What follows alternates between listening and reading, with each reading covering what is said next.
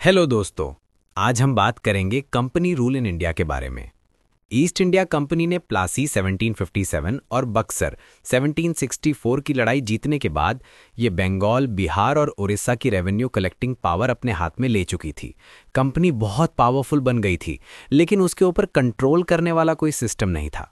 Result क्या हुआ कि कंपनी ऑफिशियल्स करप्शन में फंस गए। बंगाल फेमिन 1770 में आया, लाखों लोग मर गए। कंपनी की फाइनेंशियल स्थिति भी खराब होने लगी। इस एक्ट ने कई चेंजेस लाए। पहला, governor of Bengal. 2, governor general of Bengal. पहले बंगाल, बॉम्बे और मद्रास तीनों में गवर्नर होते थे।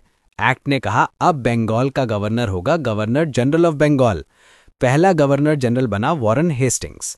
दूसरा, एग्जीक्यूटिव काउंसिल। गवर्नर जनरल अकेला डिसीजन नहीं लेगा, उसके साथ एक 4 मेंबर्स की एग्जीक्यूटिव काउंसिल होगी। मतलब पहली बार कलेक्टिव डिसीजन मेकिंग सिस्टम शुरू हुआ।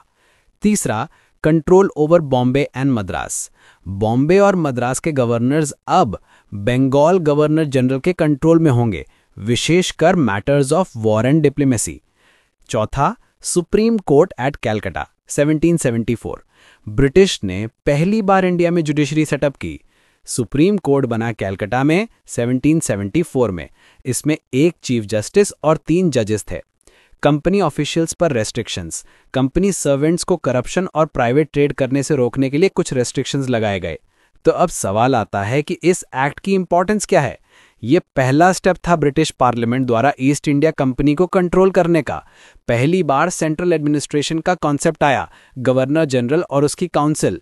जुडिशरी की शुरुआत हुई, supreme court at Calcutta. Thank you for your time. Stay connected and subscribe for more insightful and easy to understand content on history and governance.